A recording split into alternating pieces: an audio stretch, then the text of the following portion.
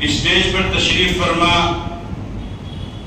معزز علماء کرام، بالخصوص ہمارے میزبان خصوصی جناب حضرت مولانا محمد سلیم صاحب دامت برکاتہم،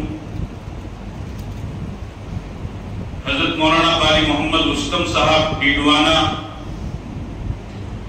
برادر محترم قاری ابوالکلام صاحب صدر جنرل سیکریٹری جمعیت علماء ڈیڈوانا، طلبہ نظام، معزز سامعین، آپ حضرات کو معلوم ہے کہ ربیع الاول کا بابرکت مہینہ چل رہا ہے۔ ربیع الاول اسلامی سال کا تیسرا مہینہ ہے۔ پہلا مہینہ محرم الحرام ہے، دوسرا مہینہ صفر المظفر ہے، اور تیسرا مہینہ یہ ربیع الاول ہے۔ ربیع عربی زبان میں کہتے ہیں فصل بہار کو، موسم بہار کو، یعنی ایسا موسم کہ جس میں نہ زیادہ گرمی ہو نہ سردی ہو، جس میں پھول پتیاں کھلی ہوئی ہو اور باغوں کے اندر چڑیاں چہچہا رہی ہو اور خوشگوار ماحول، خوشگوار موسم بنا ہوا ہو، جس سے انسان کے جسم کو بھی سکون ملے، انسان کی روح کو بھی فرحت میسر ہو، ایسے موسم کو ربیع کا موسم کہا جاتا ہے۔ اور اسی کے ساتھ ساتھ اس مہینے کو یہ فضیلت بھی حاصل ہے کہ اس مہینے میں آقا نامدار تاجدار مدینہ سرکار دو عالم خاتم الانبیاء جناب محمد رسول اللہ صلی اللہ علیہ وسلم تشریف لائے اور پھر 63 سال کی عمر مبارک گزار کر کے آپ اسی مہینے میں دنیا سے تشریف لے گئے۔ میں اور آپ حضرات یہاں پر پیغمبر کی سیرت کو بیان کرنے کے لیے، پیغمبر کی سیرت کو سننے کے لیے جمع ہوئے ہیں۔ آج کا یہ جلسہ پیغمبر کی سیرت کو بیان کرنے کے لیے، پیغمبر کے فضائل، پیغمبر کے مناقب، پیغمبر کے خصائل، پیغمبر کے اوصاف حمیدہ کو بیان کرنے کے لیے منعقد کیا گیا ہے، جس میں بیان کرنے والا بھی گنہگار ہے، خطاکار ہے، مجرم ہے، سیاہکار ہے، اور سننے والے بھی اپنی زبان حال سے اس بات کا اقرار کر رہے ہیں کہ خدایا ہم بھی مجرم ہیں، خطاکار ہیں۔ مجھے بتاؤ کہ جس پیغمبر کی سیرت کو علماء کرام نے بیان کیا، جس پیغمبر کی سیرت کو فقہاء عظام نے بیان کیا، جس پیغمبر کی سیرت کو محدثین نے بیان کیا، جس پیغمبر کی سیرت کو مفسرین نے بیان کیا، جس پیغمبر کی سیرت کو صحابہ نے بیان کیا، اور جس پیغمبر کی سیرت کو خود پیغمبر نے اپنی زبانی بیان کیا، اور جس پیغمبر کی سیرت کو جبرائیل نے، ملائکہ نے بیان کیا، جس پیغمبر کی سیرت کو ماضی میں جو پیغمبر گزرے ہیں ان پیغمبروں نے بیان کیا، جس پیغمبر کی سیرت کو زبور، انجیل اور توریت نے بیان کیا، اور تو اور جس پیغمبر کی سیرت کو خود خدا نے بیان کیا، اس کی سیرت کو میں اور آپ کہاں بیان کر سکتے ہیں؟ اور ان حضرات نے جس طریقے سے بیان کیا، بیان کرنے کا حق ادا کر دیا، لیکن اس کے باوجود بھی ہر مقرر کو اپنی تقریر کے آخر میں ایک ہی جملہ کہنا پڑا، ہر مصنف کو اپنی تصنیف کے آخر میں ایک جملہ کہنا پڑا، ہر مؤلف کو اپنی تعریف کے آخر میں ایک جملہ کہنا پڑا، اور ہر صاحب قلم نے جب اپنی کتاب کی تکمیل کی، اس نے اپنی کتاب کی تکمیل میں، اور ہر شاعر نے کہ جس نے پیغمبر کے فضائل اور مناقب میں اور پیغمبر کی تعریف میں اشعار گنگنائے، ان سب کو آخر میں ایک ہی بات کہہ کے اپنی بات ختم کرنی پڑی، لا يمكن الثناء كما كان حقه بعد از خدا بزرگ تو ہی قصہ مختصر کہ اے نبی جی آپ آپ کی ثنا اور آپ کی تعریف کا حق بیان کیا ہی نہیں جا سکتا ہے۔ اور پھر آخر میں سب نے یہی کہا کہ اے پیغمبر، آپ کی سیرت کو اگر جمع کیا جائے، آپ کی سیرت کو اگر مرتب کیا جائے، آپ کی سیرت کا اگر نچوڑ نکالا جائے، آپ کی سیرت کا اگر خلاصہ نکالا جائے تو ہمارے الفاظ بھی اس کے لیے کم ہیں، ہمارے قلم بھی اس کے لیے کم ہے، ہماری سوچ بھی اس کے لیے کم ہے، ہمارا علم بھی اس کے لیے کم ہے۔ ہم تو بس یہی کہتے ہیں کہ آپ کی تعریف کے لیے یہی بات کافی ہے کہ اللہ کے بعد اگر کسی کا مرتبہ ہے تو آپ کا مرتبہ ہے، اس کے علاوہ کسی کا مرتبہ نہیں۔ اس پیغمبر کی سیرت کو میں اور آپ کہاں سے بیان کریں گے؟ اس پیغمبر کی سیرت کے لیے جو جلسے ہم نے منعقد کیے ہیں، اس جلسے کا کیا کہنا؟ جس پیغمبر کی سیرت کے لیے خود پیغمبر نے جلسہ منعقد کیا ہو، میں اور آپ اس پیغمبر کی سیرت کے لیے کیا جلسہ منعقد کریں؟ قرآن کو اٹھائیے۔ اللہ رب العزت نے اس کائنات کو بنانے سے پہلے، انسانوں کو بنانے سے پہلے، دنیا کو بنانے سے پہلے، زمین و آسمان کو بنانے سے پہلے، جنات اور فرشتوں کو بنانے سے پہلے، کہ جس وقت اللہ رب العالمین کی ذات کے علاوہ کسی بھی چیز کا، کسی بھی مخلوق کا وجود نہیں تھا، اس وقت اللہ رب العالمین نے عالم ارواح میں ایک جلسہ بلایا، اور ایسا زبردست جلسہ، ایسا زبردست جلسہ کہ آج کے جلسے کی صدارت کوئی مفرح حضرت صاحب کر رہے ہیں، اس جلسے کی صدارت اللہ رب العالمین نے کی، اور آج کے جلسے میں سننے والے آپ حضرات ہیں، لیکن وہ جلسہ جو اللہ رب العزت نے کیا، اس جلسے کے جتنے بھی سامعین تھے وہ تمام کے تمام سامعین اس زمین کے اوپر اور اس آسمان کے نیچے سب سے مقدس طبقہ، سب سے پاکیزہ جماعت، سب سے منزہ گروہ انبیاء کرام علیہ السلام کا مجمع تھا، اس کے علاوہ کسی کا نہیں، کہ بیان کرنے والے اللہ رب العزت ہیں، اور اس جلسے میں شرکت کرنے والے، اس جلسے کو سماعت کرنے والے، اس جلسے کو سننے والے حضرت آدم علیہ السلام سے لے کر کے حضرت عیسیٰ علیہ السلام تک انبیاء کرام علیہ السلام میں اس کے علاوہ کوئی بھی نہیں ہے۔ اور اس جلسے کا موضوع کیا ہے، کس ٹاپک پر وہ پروگرام منعقد کیا گیا ہے، اور اس جلسے کا عنوان کیا ہے؟ اس جلسے کا عنوان ہے شان مصطفیٰ صلی اللہ علیہ وسلم، اللہ کے نبی کا مقام اور مرتبہ۔ چنانچہ قرآن کریم میں اللہ تعالیٰ نے فرمایا وَإِذْ أَخَذَ اللَّهُ مِيثَاقَ النَّبِيِّينَ لَمَا آتَيْتُكُم مِّن كِتَابٍ وَحِكْمَةٍ، کہ یاد کرو اس وقت کو کہ جب اللہ رب العزت نے تمام نبیوں سے ایک عہد لیا، ایک وعدہ لیا، اور اللہ رب العزت نے تمام نبیوں سے فرمایا کہ میں تم کو نبوت عطا کروں گا، میں تم میں سے بعض کو رسول بناؤں گا، تم میں سے بعض کو نبی بناؤں گا۔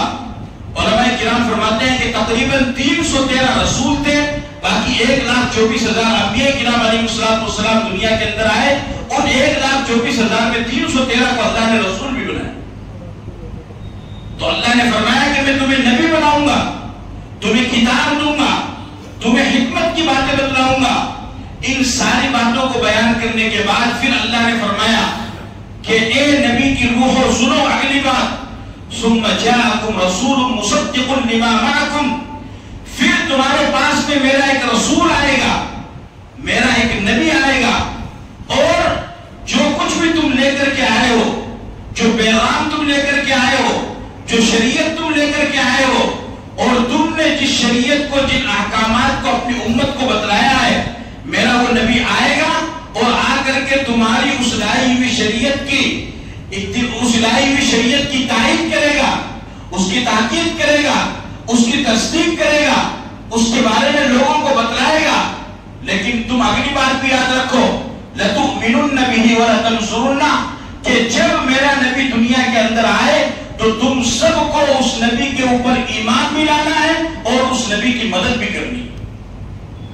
یہ اللہ پاک کس سے وعدہ کر رہے ہیں؟ انبیاء کرام سے۔ کس سے وعدہ کر رہے ہیں؟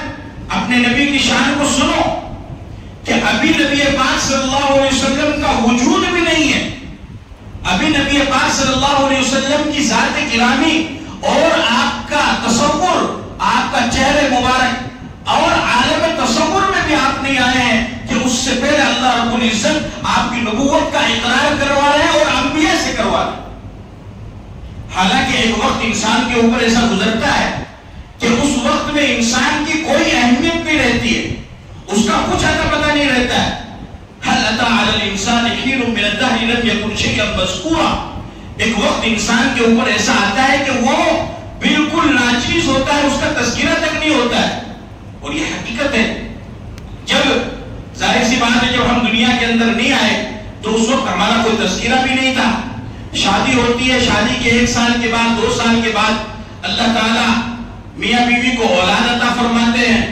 اب جب وہ اولاد پیدا ہوتی ہے، وہ بچہ پیدا ہوتا ہے، تو اس بچے کے پیدا ہونے کے بعد اس کا چہرہ لوگوں کے سامنے آتا ہے، اس کی صورت لوگوں کے سامنے آتی ہے، اس کا نام متعین کیا جاتا ہے، کہیں دادا نام متعین کرتا ہے، کہیں والد کرتا ہے، کہیں والدہ کرتی ہے۔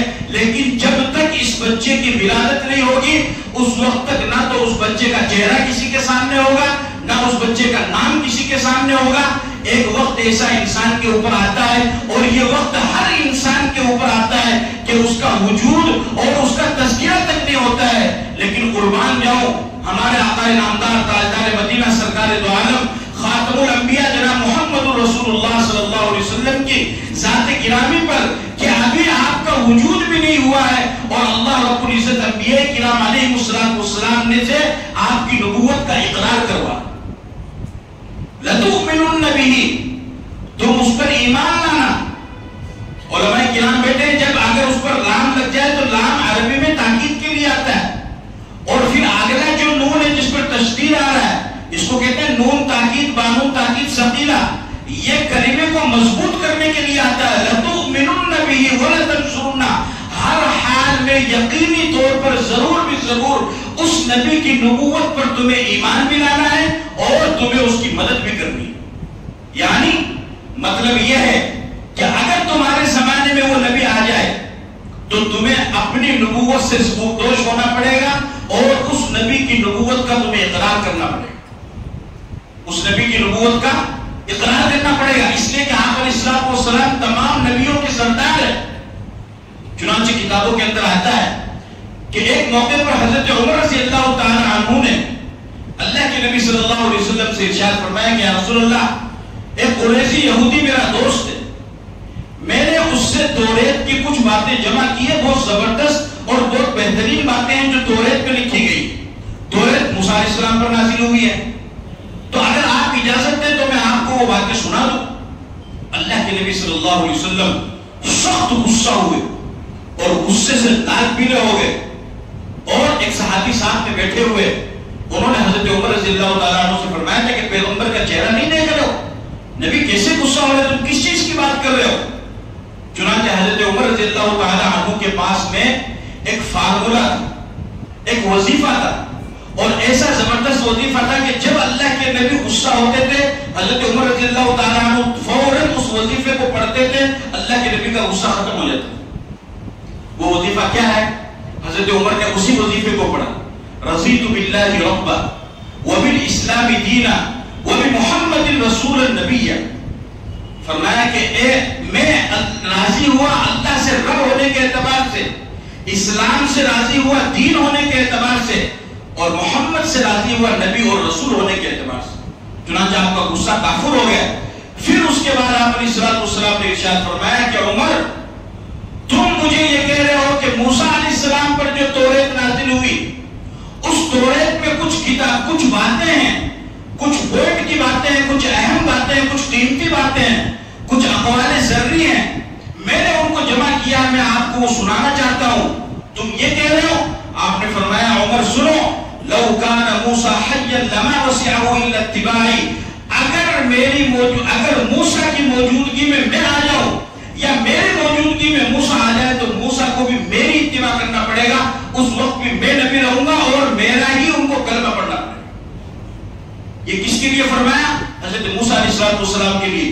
اور پھر فرمایا انا حظکم من الانبیاء وانتم حظی من الامم، کہ تم خوش نصیب ہو کہ نبیوں میں سے میں تمہارے حصے میں آیا ہوں اور تم امتوں میں سے میرے حصے میں آئے۔ تو اس سے معلوم ہوا کہ پیغمبر کی نبوت کا تذکرہ زمین و آسمان کے بننے سے پہلے سے ہی چل رہا ہے. یعنی جو تمہید بازی میں نے جو آپ کو بتایا کہ ایک وقت انسان کے اوپر، میرے پر، آپ پر، سب پر ایسا گزرتا ہے کہ اس میں انسان کا وجود نہیں رہتا ہے، لیکن اپنے نبی کی شان کو دیکھو کہ اللہ پاک کب سے اپنے نبی کی شان کو اور عظمت کو بیان کر رہے ہیں کہ ابھی دنیا نہیں بنی، کچھ نہیں بنی ہے، اور عالم ارواح میں اللہ رب العزت اپنے نبی سے، اپنے نبی کی نبوت کا دیگر انبیاء سے اقرار کروا. چنانچہ جب یہ بات آپ اللہ رب العزت نے کہی، پھر اللہ نے فرمایا قال اقررتم، کہ اے نبیوں کیا تم اس کا اقرار کرتے ہو؟ قالوا اقررنا، تمام نبیوں نے بیک زبان ہو کر کے کہا کہ اللہ ہم اس بات کا اقرار کرتے ہیں. پھر اللہ نے فرمایا فاشهدوا وانا معكم من الشاهدين، تم بھی گواہ ہو جاؤ اور میں بھی تمہارے ساتھ میں گواہ رہوں. تم بھی گواہ ہو جاؤ اور میں بھی تمہارے ساتھ میں گواہ رہوں گا. چنانچہ اللہ رب العزت نے پیغمبر کی نبوت کا اقرار کیا. علماء کرام فرماتے ہیں کہ ہر نبی نے اپنے اپنے زمانے میں اپنی اپنی امت کو اپنے اپنے طور پر نبی پاک صلی اللہ علیہ وسلم کی نبوت کی بشارت دی اور ان پر ایمان لانے کی اور ان کی اتباع کرنے کی، ان کی شریعت کو ماننے کی ہر نبی نے اپنے اپنے وقت پر تائید بھی کی ہے اور اپنی امت کو اس کی رہنمائی بھی کی. پھر آگے چلیے، اللہ تعالیٰ نے دنیا کو بسانا چاہا، دنیا بس گئی، زمین و آسمان بن گئے، فرشتے بن گئے، جنات بن گئے. پھر اللہ نے چاہا کہ زمین کے اوپر میں انسان کو بناؤ، انسان کو بساؤ. انسان کو بسانے کے لیے اللہ نے سب سے پہلے حضرت آدم علیہ السلام کو بنایا. حضرت آدم علیہ السلام کو جب اللہ تعالیٰ نے پیدا کیا تو آدم علیہ السلام نے تنہائی محسوس کی، اکیلا پن محسوس کیا. چنانچہ اللہ رب العزت نے ان کی تنہائی کو، ان کے اکیلے پن کو ختم کرنے کے لیے ان کی بائیں پسلی سے حضرت حوا کو جنم دیا. اب اللہ کی قدرت تھی، اب جیسے ہی حضرت آدم نے دیکھا کہ ان کے بغل میں ایک عورت بیٹھی ہوئی ہے، خوبصورت، حسین و جمیل، ظاہر سی بات ہے جو کائنات کی پہلی عورت ہوگی اور نبی کی بیوی بننے والی ہوگی، اور اللہ نے اس کو اپنے دست قدرت سے بنایا ہوگا، کوئی معمولی عورت تو ہے نہیں. چنانچہ حضرت حوا کو جب انہوں نے دیکھا تو وہ حیران رہ گئے اور چاہا کہ ان کے قریب جائیں، ان سے باتیں کریں، لیکن اللہ رب العزت نے منع فرمایا کہ آدم تم اس سے بات نہیں کر سکتے. پھر بات کرنے کے لیے کیا کرنا پڑے گا؟ فرمایا کہ یہ عورت ذات ہے اور یہ سلسلہ آج میں شروع کر رہا ہوں اور یہ سلسلہ پھر آگے نسل انسانی میں چلتا ہی رہے گا، صرف مسلمانوں میں نہیں بلکہ نسل انسانی میں. چنانچہ آج کوئی کسی بھی مذہب کا ماننے والا ہو، ہر مذہب میں نکاح کا رواج ہے. اللہ رب العزت نے فرمایا کہ یہ سلسلہ جو میں شروع کرنے والا ہوں تمہارے ذریعے سے، اس کو نکاح کہا جاتا ہے. پہلے نکاح کرو اور پھر اس کے بعد یہ عورت تمہارے لیے حلال ہو جائے گی، تمہاری بیوی بنے گی. چنانچہ حضرت آدم علیہ السلام کا نکاح ہوا. پھر حضرت آدم علیہ السلام سے اللہ پاک نے فرمایا کہ اس کا مہر تو ادا کرو. مہر ادا کرنا ضروری ہے، اس کے بغیر تو نکاح ہی نہیں ہوگا، وہ واجب ہے. تو حضرت آدم علیہ السلام فرمانے لگے کہ باری تعالیٰ کیا مہر ادا کروں، کیا ادا کرنا ہے؟ سونا چاندی ہے، روپیہ پیسہ ہے، دولت ہے، زیورات ہے، کیا مہر ادا کروں؟ امام عبد الرحمن سخاوی رحمۃ اللہ علیہ نے ایک کتاب لکھی ہے، اس کتاب کا نام ہے القول البدیع. اس میں امام سخاوی رحمۃ اللہ علیہ فرماتے ہیں کہ اللہ پاک نے حضرت آدم سے فرمایا یا آدم صلی علی صفی الحبیب محمد ابن عبداللہ 20 مرتن، کہ اے آدم تم اس حوا کو ہاتھ لگانا چاہتے ہو، اس سے بات کرنا چاہتے ہو اور اس سے تمہارا نکاح ہو گیا. اب تم پوچھ رہے ہو کہ مہر کیا ادا کرنا ہے؟ فرمایا کہ اس کا مہر یہ ہے کہ تم میرے حبیب محمد ابن عبداللہ پر 20 مرتبہ درود شریف پڑھ دو، اس کا مہر ادا ہو جائے. ابھی کائنات کے پہلے انسان بنے، سمجھ رہے ہو بات کو؟ ابھی کائنات کے پہلے انسان بنے اور وہ بھی ابھی جنت میں آئیں گے اور جنت سے پھر دنیا میں آئیں گے، ابھی دنیا میں بھی نہیں آئے. کائنات کی پہلی جوڑی، اور اللہ رب العزت وہاں پر بھی اپنے حبیب کا تذکرہ فرمایا کہ آدم میرے نبی کے اوپر درود پڑھو 20 مرتبہ. چنانچہ حضرت آدم علیہ السلام نے 20 مرتبہ اللہ کے نبی صلی اللہ علیہ وسلم وسلم پر درود پڑھا اور پھر اس کے بعد میں حضرت حوا کا مہر ادا ہوا اور حضرت حوا ان کے لیے حلال. حضرت آدم علیہ السلام دنیا کے اندر آئے, ان سے غلطی ہوئی, اللہ پاک نے منع فرمایا تھا لیکن اس درخت کے قریب چلے گئے, اس کا کچھ حصہ کھا لیا, اللہ نے ان کو زمین پر اتار دیا. اب وہ توبہ کے لیے کافی پریشان ہوئے, توبہ کرتے رہے. آخرکار اللہ نے کچھ کلمات بتلائے, فَتَلَقَّى آدَمُ مِن رَبِّهِ كَلِمَاتٍ فَتَابَ عَلَيْهِ. ان کلمات کے ذریعے سے جب آدم علیہ السلام نے توبہ کی, اللہ نے ان کی توبہ کو قبول کر لیا.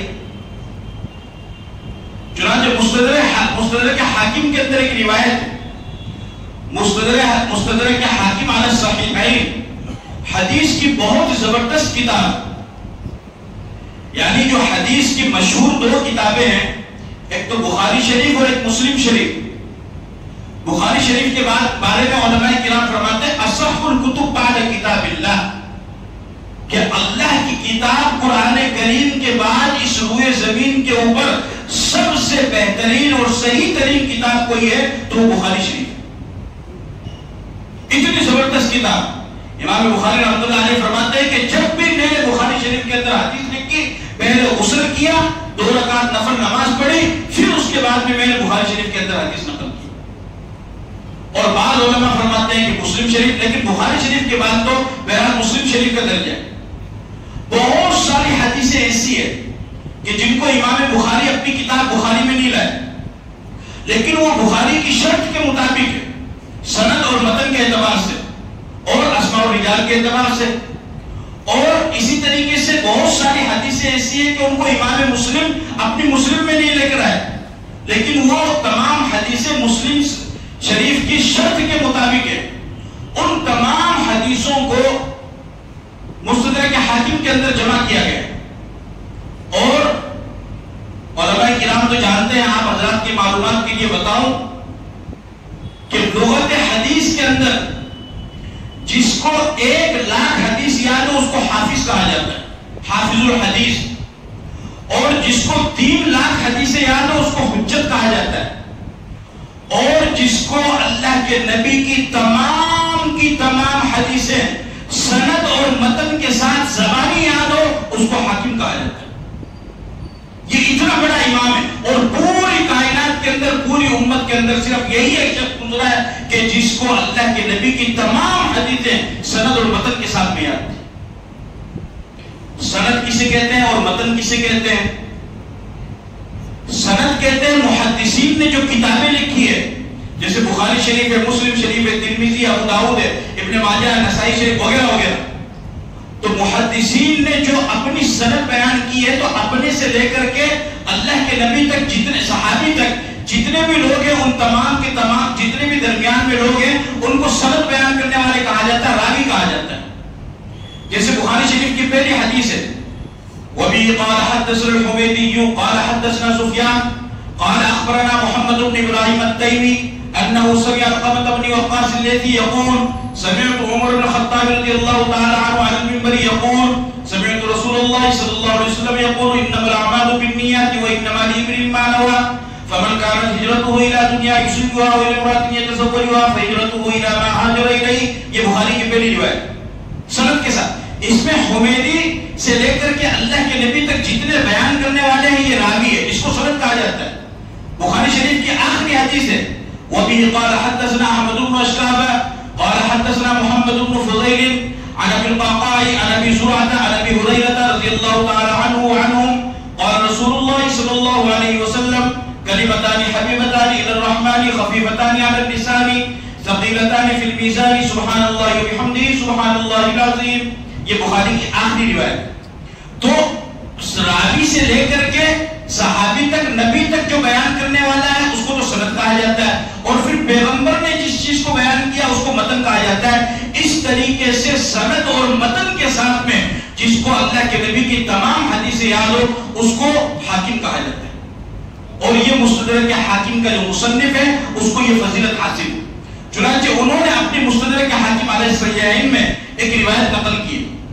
وہ فرماتے ہیں کہ حضرت آدم علیہ السلام نے جب اپنی غلطی کا اعتراف کیا, اپنی خطا کا ان کو احساس ہوا اور انہوں نے توبہ کی, تو انہوں نے پھر توبہ کی تو انہوں نے ایک جملہ کہا، یا ربی اسألک بحق محمد ان تغفر، کہ اے میرے رب تو نے مجھے جنت میں اتارا، جنت میں ہر طرح کی نعمتیں میرے لیے میسر تھی، لیکن تیرے منع کرنے کے باوجود بھی مجھ سے خطا ہوئی، غلطی ہوئی، لغزش ہوئی، اور اس کی پاداش میں مجھے پھر دنیا کے اندر ڈال دیا گیا اور ہمارے میاں بیوی کے درمیان جدائی کر دی گئی۔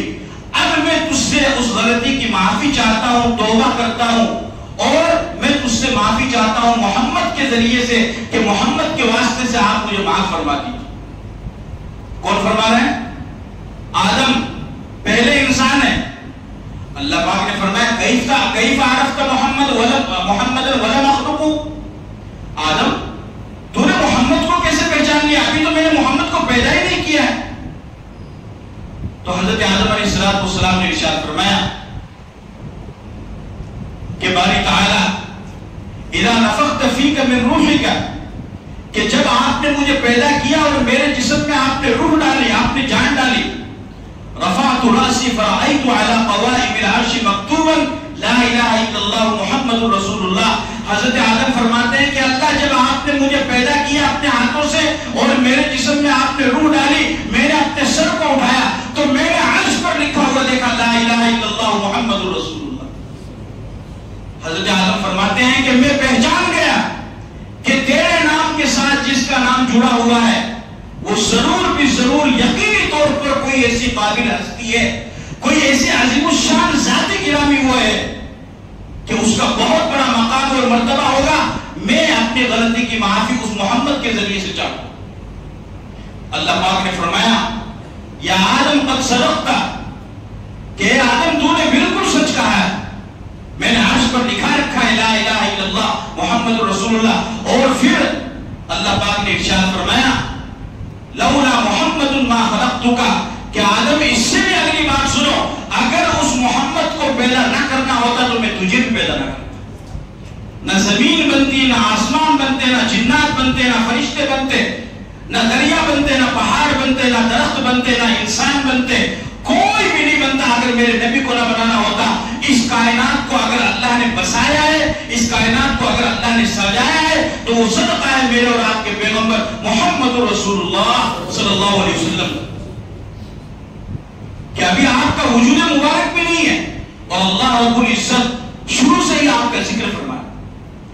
پھر حضرت آدم علیہ السلام کا انتقال کا وقت قریب آیا تو اپنے بیٹے حضرت شیش کو بلایا اور حضرت شیش کو بلا کر کے فرمایا کہ بیٹے میں دنیا سے جا رہا ہوں، میری چند وصیتیں ہیں ان کو یاد رکھنا۔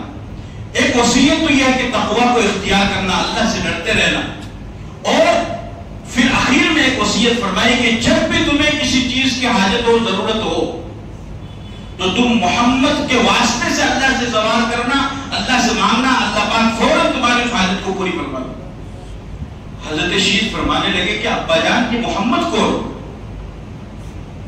شمائل رسول ایک کتاب ہے، ایک عربی عالم نے لکھی زبردست کتاب، اس میں یہ حدیث موجود ہے۔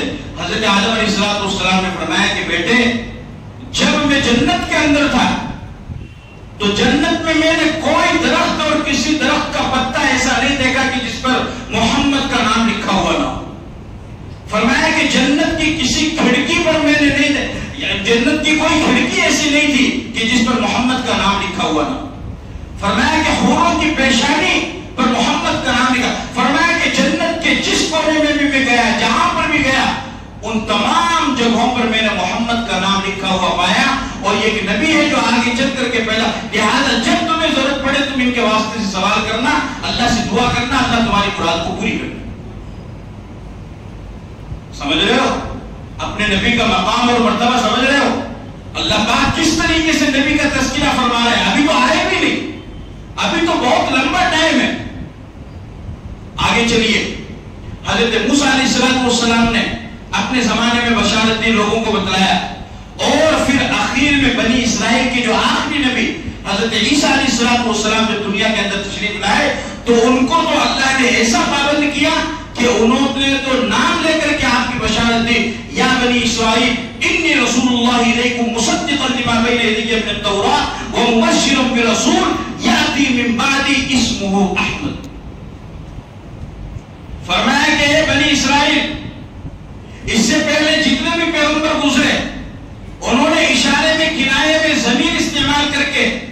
اس میں ظاہر استعمال کر کے یا اس میں ضمیر استعمال کر کے دائیں سے بائیں سے کسی بھی طریقے سے اس آخری نبی کی بشارت دی ہوگی، لیکن چونکہ اب میرے بعد وہ آنے والے ہیں لہذا میں تمہیں بتاتا ہوں کہ وہ نبی آئیں گے، ان کی اتباع کرنا۔ اور پھر حضرت عیسیٰ نے یہ بھی فرمایا کہ میرے بعد جو نبی آئیں گے ان کا نام احمد ہو۔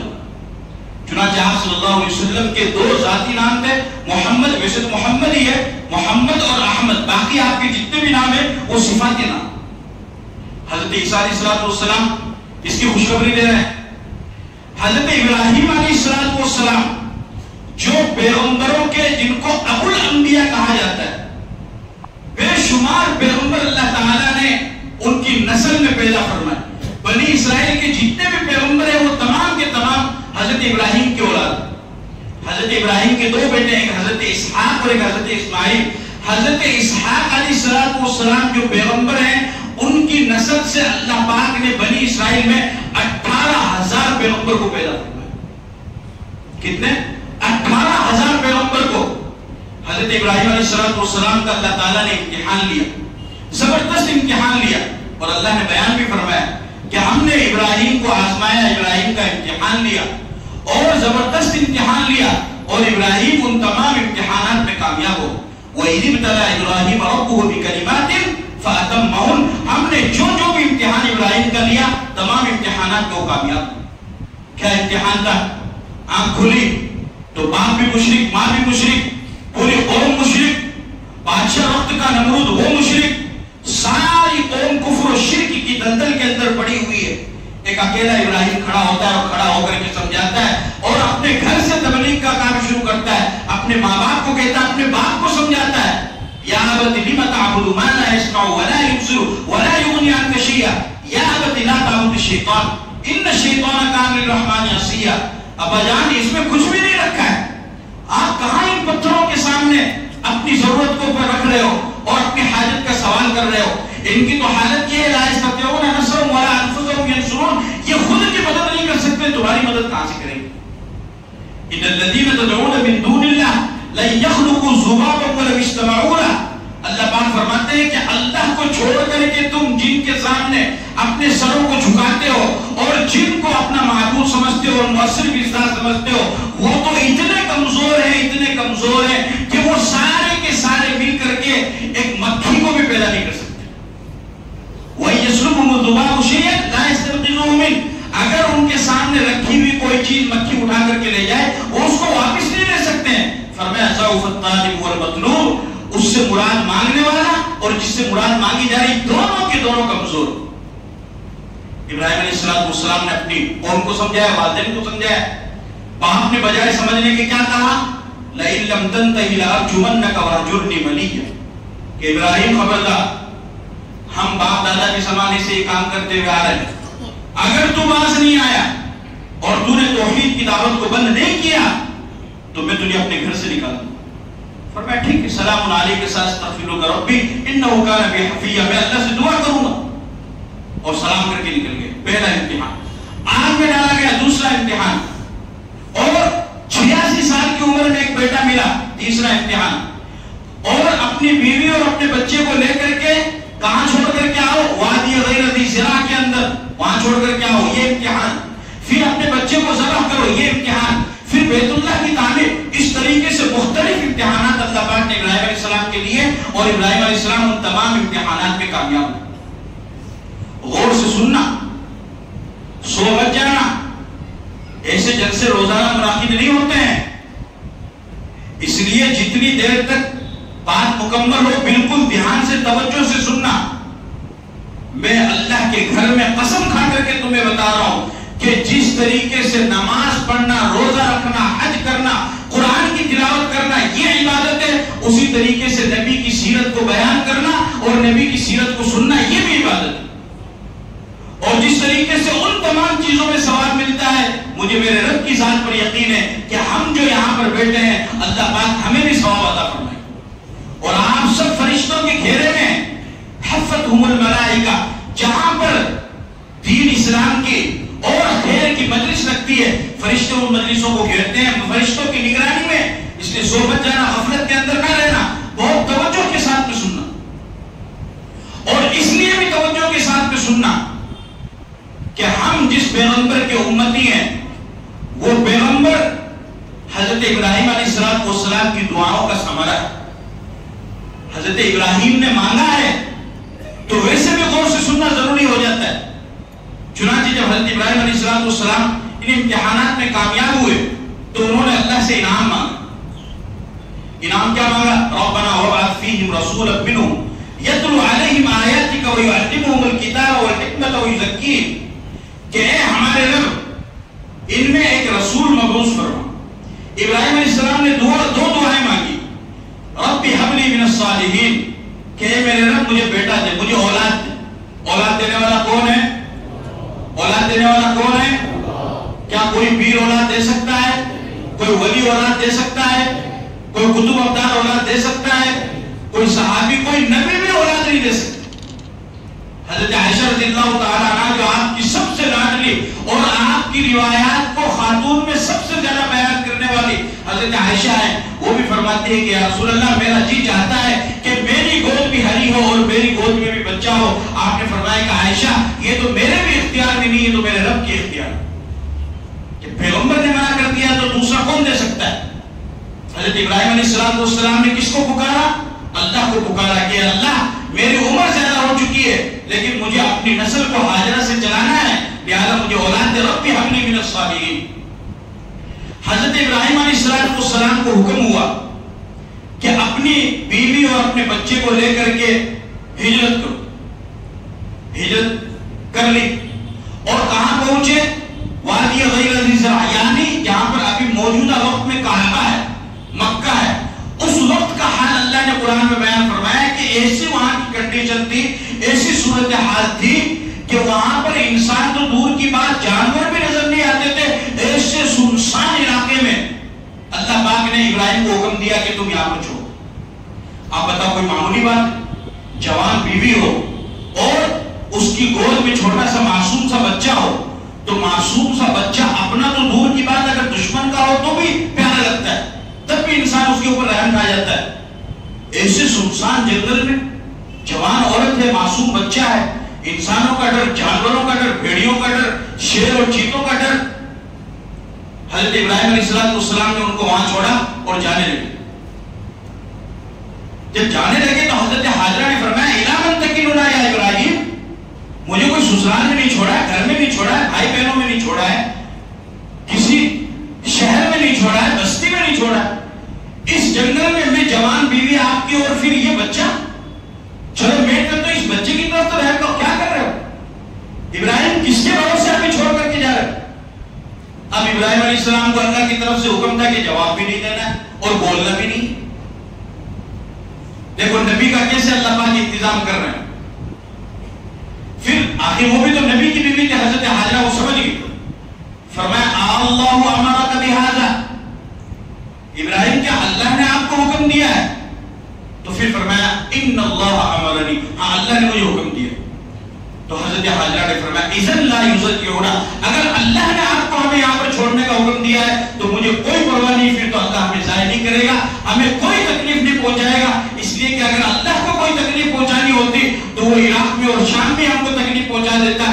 اس سنسان جنگل کے اندر بھی اگر میری کوئی حفاظت کرے گا تو وہ اللہ کرے گا. آپ بنداس جائیے، کوئی گھبرانے کی ضرورت نہیں. حضرت ابراہیم علیہ السلام وہاں سے چلے گئے، حضرت حاجرہ وہاں پر رہنے لگے. اب جو مشکیزے میں پانی تھا وہ پانی بھی ختم، اب بچہ ساتھ میں، کھانے پینے کی چیزیں بھی ختم. اب دوڑے صفا بین المروہ جس کو کہا جاتا ہے سعی کرے کہ کوئی آدمی نظر آئے کہیں سے پانی ملے، تو کہیں سے کچھ نظر بھی نہیں آ رہا ہے. اب کافی پریشان. اللہ پاک نے حضرت حاجرہ کی صدا کو بہت پسند کیا اور ایسا پسند کیا کہ قیامت تک کے لیے سب کے اوپر لاگو کر دیا، قانون بنا دیا کہ کتنا ہی بڑا قطب اور ابدال اور کتنا ہی بڑا بزرگ اور ولی کیوں نہ ہو، بلکہ کتنا ہی بڑا صحابی کیوں نہ ہو، بلکہ نبیوں کے سردار محمد رسول اللہ ہی کیوں نہ ہو، فرمایا کہ جس طریقے سے میری بندی حاجرہ یہاں پر دوڑی تھی اس طریقے سے تم تمام کو دوڑنا پڑے گا. اگر تم نہیں دوڑو گے تو تمہارا حج میں قبول نہیں کروں. ایسے اللہ نے ان کی ادا کو پسند فرمایا. اللہ پاک نے جبرائیل کو بھیجا اور حضرت اسماعیل علیہ السلام کی ایڑی سے حضرت جبرائیل نے پر مارا اور وہاں سے پانی نکلا. اس پانی کو کیا کہتے ہیں؟ زمزم. کیا کہتے ہیں؟ زمزم کے معنی ہوتے ہیں رکنا. حضرت حاجرہ اپنے طور پر انہوں نے مٹی کو جمع کیا اور جس طریقے سے دیوار سے بنا دیتے ہیں اس طریقے تاکہ یہ پانی پھیل نہ جائے. وہ پانی رک گئے اور زمزم جاری ہوا حضرت اسماعیل کی ایڑی سے اور حضرت جبرائیل کے پر کے ذریعے سے وہ جاری ہوا. پھر کچھ لوگوں نے دیکھا. اسی لیے علماء کرام فرماتے ہیں کہ زمزم کا پانی یہ حوض کوثر اور نہر کوثر سے بھی افضل. سمجھ رہے ہو؟ جنت کے اندر جو نہر ہے انا اعطیناک الکوثر اور جو حوض کوثر اللہ پاک نے بنائی ہے جس سے اللہ کے نبی تمام امتیوں کو پانی پلائیں گے، علماء کرام فرماتے ہیں کہ زمزم کا پانی اس جنت کی نہر سے بھی زیادہ افضل. کیوں؟ اس وجہ سے کہ معراج کے موقع پر جب اللہ کے نبی صلی اللہ علیہ وسلم معراج پر جانے لگے تو اس وقت حضرت جبرائیل علیہ السلام نے آپ کے دل مبارک کو کون سے پانی سے دھویا؟ زمزم کے پانی سے. بخاری کی روایت ہے، اللہ کے نبی ارشاد فرماتے ہیں فَفَرَجَ فِي صَدْرِي ثُمَّ غَسَلَهُ بِمَاءِ زَمْزَم. پھر آپ نے فرمایا اُتِيَ بِتِسْقٍ مِّن مَّاءٍ مِّن ذَهَبٍ وَمُمْتَلِئٍ حِكْمَةً وَإِيمَانًا.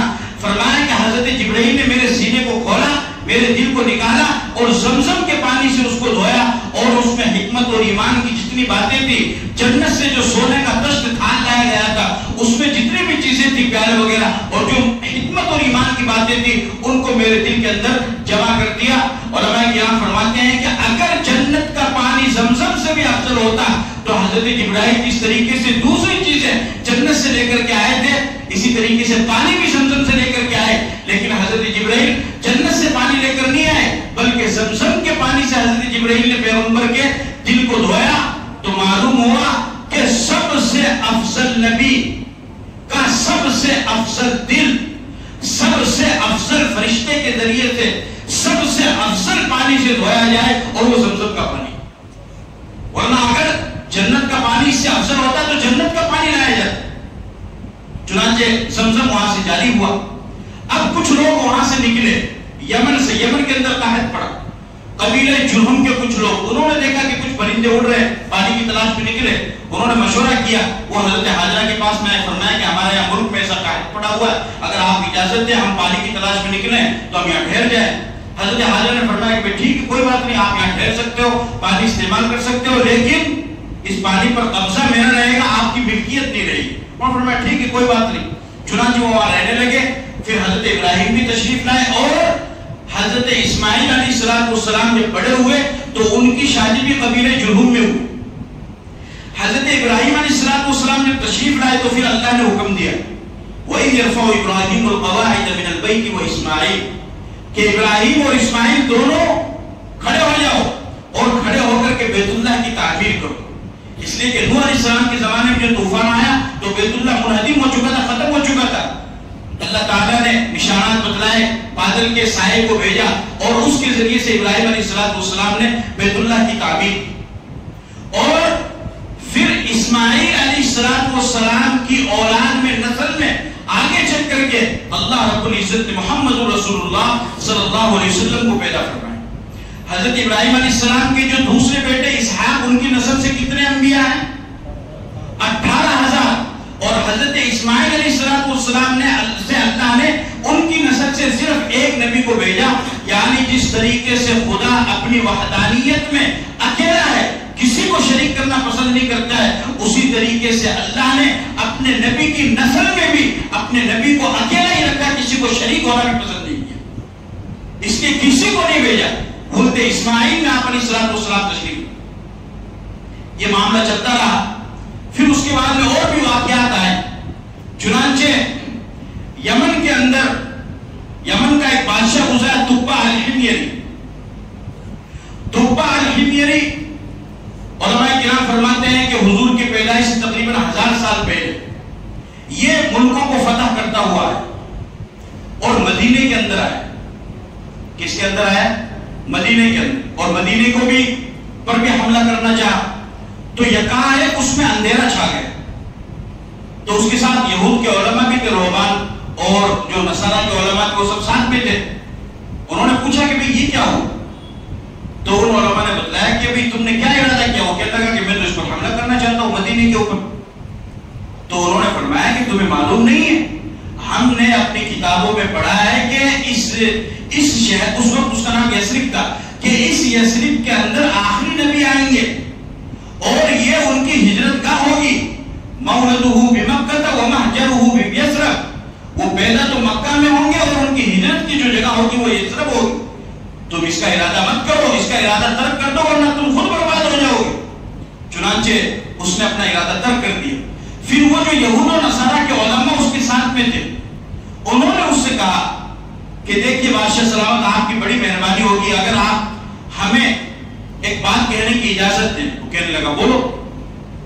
کہ ہم یہ چاہتے ہیں کہ آپ ہمارے مکانات یہیں پر بنا دیں اور ہمیں یہیں پر رہنے کی اجازت دے دیں. رہا آپ کے ملک یمن کا مسئلہ تو وہاں پر اور بھی علماء ہے، اگر آپ کو کوئی رہنمائی لینی ہوگی تو آپ ان سے رہنمائی لے لیجیے گا.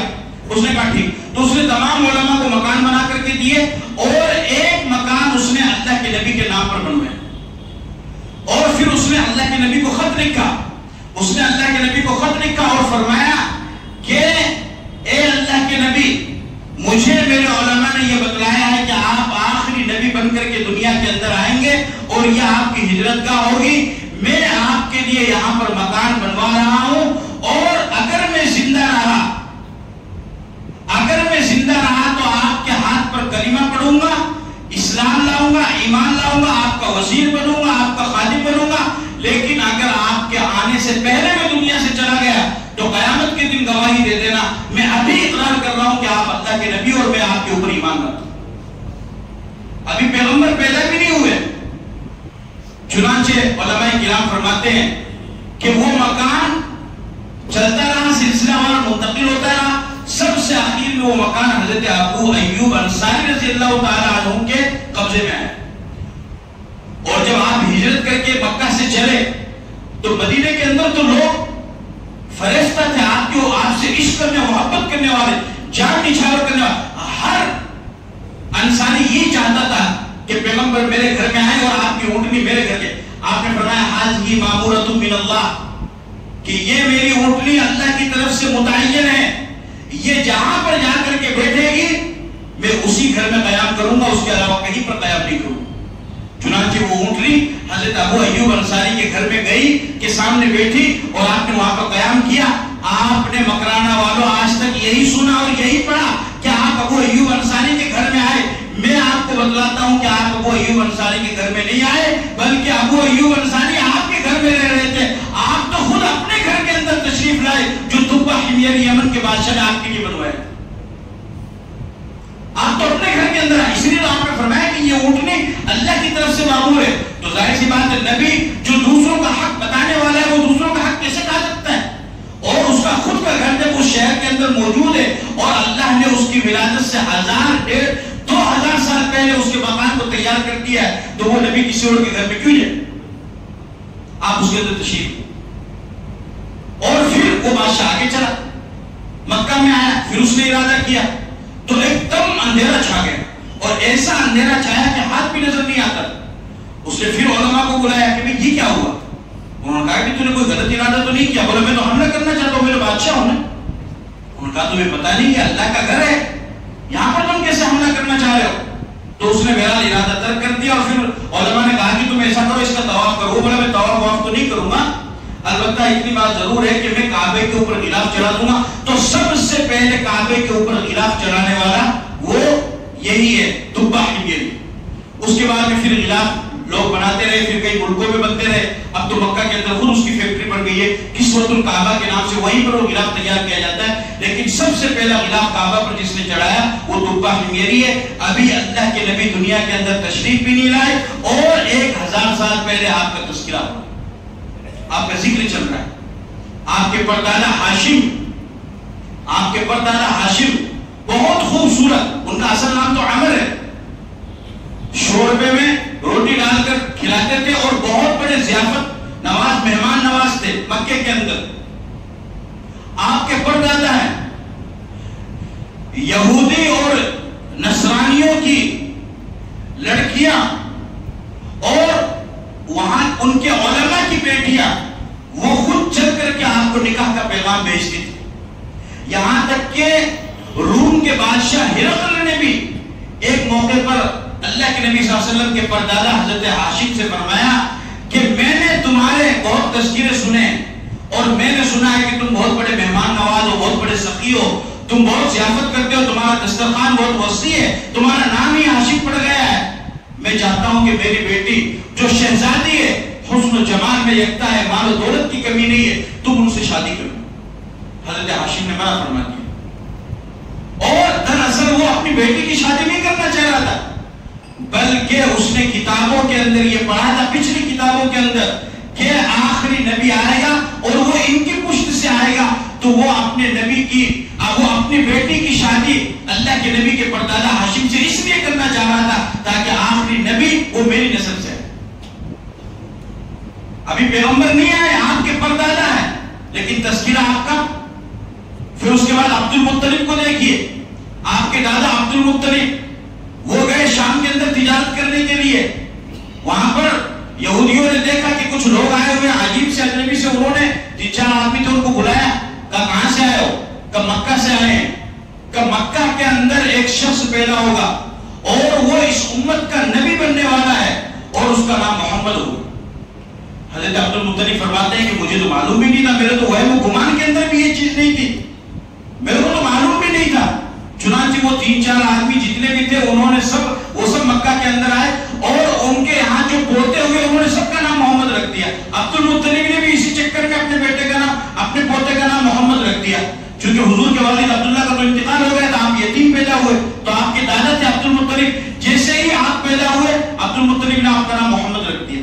اسی چکر میں کہ بھائی اس نے کہا تھا ہو سکتا ہے میرا بیٹا نبی ہو جائے, ہو سکتا ہے کیا یہی ہونے والا ہے, وہی نبی تھے.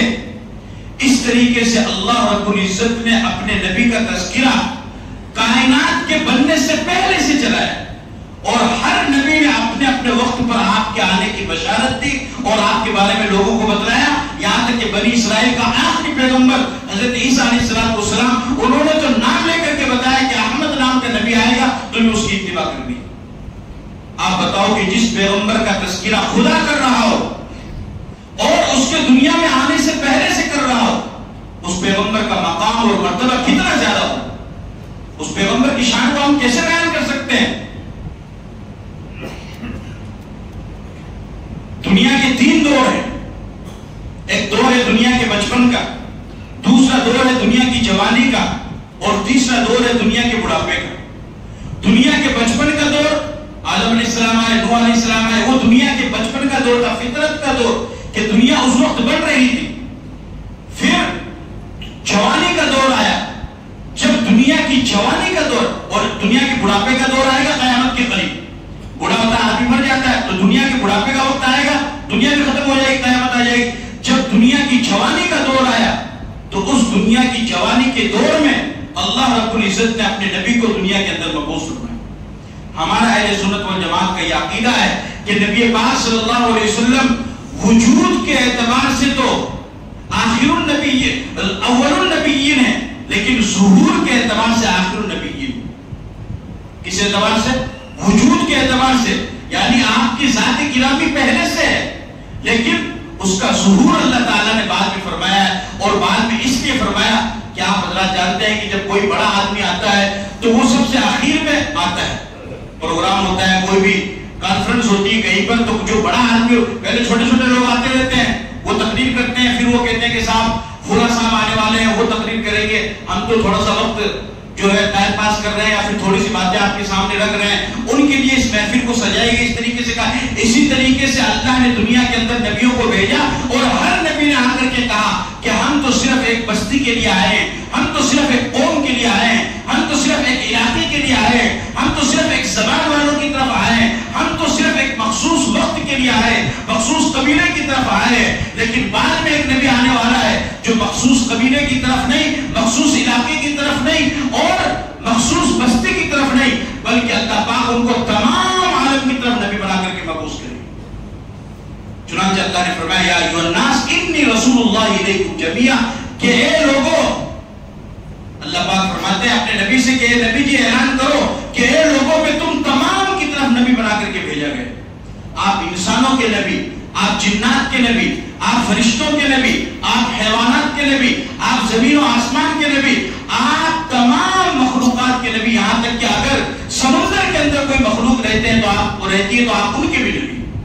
تمام عالم کی طرف اللہ نے آپ کو نبی بنایا، اور صرف نبی نہیں بنایا، آپ کی شان کو بلند فرمایا، اور ایسا بلند فرمایا، ایسا بلند فرمایا کہ اللہ اکبر، آپ جب اس کو پڑھیں گے تو آپ کے رونگٹے کھڑے ہو جائیں گے۔ کس طریقے سے اللہ اپنے نبی کی شان کو بیان کر رہا ہے اور اللہ پاک اپنے نبی کے ذکر کو بلند کر رہا ہے۔ وَرَفَعْنَا لَكَ ذِكْرًا، حضرت سلیمان علیہ السلام بہت بڑے نبی گزرے اور بہت بڑے بادشاہ گزرے۔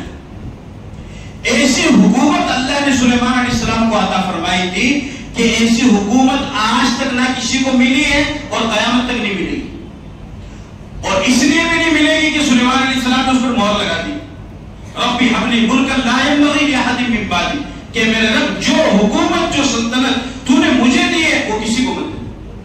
اور حقیقت ایسی زبردست سلطنت کہ انسان تابع، جنات ان کے تابع، جنات پر ان کی حکومت، پرندوں پر حضرت سلیمان علیہ السلام کی حکومت۔ بلغنا منطق الطیر، یہ مور کیا بول رہا ہے، یہ کوا کیا بول رہا ہے، یہ فاختہ کیا بول رہی ہے، یہ کبوتر کیا بول رہا ہے، یہ پرندہ کیا بول رہا ہے، یہ ہدہد کیا بول رہا ہے، یہ جتنے بھی پرندے، ان تمام پرندوں کی بولی اللہ پاک نے سلیمان علیہ السلام کو سمجھایا کہ یہ کیا بول رہا ہے۔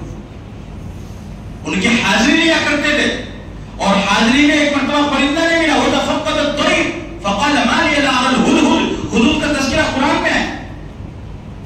انسانوں کی حاضری لی، جنات کی حاضری لی، اور پھر پرندوں کی حاضری لی تو پرندوں میں ہدہد نہیں ملی۔ اتنا غصہ ہوئے، فرمانے لگے لَأُعَذِّبَنَّهُ عَذَابًا شَدِيدًا أَوْ لَأَذْبَحَنَّهُ، پھر ایک آپشن چھوڑا، أَوْ لَيَأْتِيَنِّي بِسُلْطَانٍ مُبِينٍ، اگر وہ ہدہد آ گیا اتنی زبردست سزا دوں گا کہ وہ یاد رکھے گا، ورنہ تو اس کو ذبح کر دوں گا۔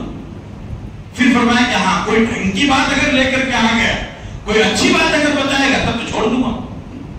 ہدہد آیا، اس نے بتایا ملکہ بلقیس سے، اور وہ جو یسجدون للشمس من دون اللہ، کہ وہ سورج کی پرستش کرتے ہیں، وہ ایک قوم میں نے دیکھی ہے، وہ سارا قصہ ہے۔ لیکن میرا ہوا پر اللہ نے سلیمان علیہ السلام کو حکومت دی، وَلِسُلَيْمَانَ الرِّيحَ غُدُوُّهَا شَهْرٌ وَرَوَاحُهَا شَهْرٌ۔ حضرت سلیمان علیہ السلام کا جو تخت تھا وہ ہوا کے اوپر اڑا کرتا تھا، اور 5 لاکھ لوگ اس میں ایک ساتھ بیٹھتے تھے۔ اس میں انسان بھی بیٹھتے تھے، جنات بیٹھتے تھے، پرندے بیٹھتے تھے، سب بیٹھتے تھے سلیمان علیہ السلام، اور ان کا تخت ہوا کے اندر اڑا کرتا تھا، اور 1 مہینے کا سفر 1 دن میں طے کر لیتا۔ کتنے دن کا؟ 1 مہینے کا سفر 1 دن میں طے کر لیا کرتا تھا۔ ایسی زبردست حکومت اللہ پاک نے سلیمان علیہ السلام کو عطا فرمائی۔ اور اس کے برعکس آپ دیکھیے کہ حضرت سلیمان علیہ السلام کو یہ تمام حکومت تو ملی، ان تمام چیزوں پر ملی، لیکن وہ آسمان پر نہیں گئی۔ دوسری طرف دیکھیے اللہ کے نبی صلی اللہ علیہ وسلم نے وَرَفَعْنَا لَكَ ذِكْرَكَ، اللہ نے کس سے اپنے نبی کے ذکر کو بلند کیا کہ معراج کے موقع پر جبرائیل اور میکائیل کو غلام بنا کر کے کھڑا کر دیا۔ جبرائیل سید الملائکہ، تمام فرشتوں کا سردار ہے۔ جبرائیل کی تعریف قرآن میں اللہ نے کی ہے، میکائیل کی تعریف اللہ نے قرآن میں کی ہے۔ قُلْ مَنْ كَانَ عَدُوًّا لِجِبْرِيلَ، آیت ہے نا لِجِبْرِيلَ وَمِيكَالَ فَإِنَّ اللَّهَ عَدُوٌّ لِلْكَافِرِينَ، کہ جو جبرائیل اور میکائیل کا دشمن ہے وہ اللہ کا دشمن ہے۔ روح القدس اللہ نے جبرائیل کو کہا۔ اور الحمدللہ فاطر السماوات والارض جاعل الملائکۃ رسلا اولی اجنحۃ مثنی وثلاث ورباع، پر اللہ نے فرشتوں کے بنائے۔ جبرائیل تمام فرشتوں کا سردار ہے، میکائیل کا بہت بڑا مقام ہے فرشتوں میں۔ معراج کے موقع پر اللہ نے دونوں کو غلام بنا دیا اور فرمایا کہ میرے نبی کو لے کر کے پیغمبر چلے، آپ کو مکہ سے اٹھایا، بیت المقدس لے کر کے گئے۔ بیت المقدس میں تمام انبیاء کرام پہلے سے موجود، حضرت آدم، حضرت ابراہیم، حضرت نوح، حضرت موسیٰ، عیسیٰ، داؤد، سلیمان، ایوب، یوسف، یعقوب، زکریا، یحییٰ، الیاس، تمام پیغمبر۔ نماز کا وقت ہوا، حضرت جبرائیل علیہ السلام نے اللہ کے نبی سے فرمایا کہ اے محمد کھڑے ہو جائیے اور نماز پڑھیں۔ اسی لیے آپ کو امام الانبیاء کہا جاتا ہے کہ آپ تمام نبیوں کے امام بنے، اور اسی لیے آپ کو نبی الانبیاء کہا جاتا ہے۔ نبی الانبیاء کا مطلب سمجھتے ہو؟ نبی کہتے ہیں کہ جس کے ہاتھ پر امت کلمہ پڑھے، اور نبی الانبیاء یعنی نبیوں کا نبی، نبی الانبیاء کہا جاتا ہے اس کو کہ جس کے ہاتھ پر امت تو کلمہ پڑھے ہی پڑھے، جس کی نبوت کا امت تو اقرار کرے ہی کرے، لیکن تمام نبی جس کی نبوت کا اقرار کرے اس کو نبی الانبیاء کہا جاتا ہے، اور وہ صرف اور صرف میرا اور آپ کا نبی محمد رسول اللہ صلی اللہ علیہ وسلم، آپ کے علاوہ کوئی نہیں۔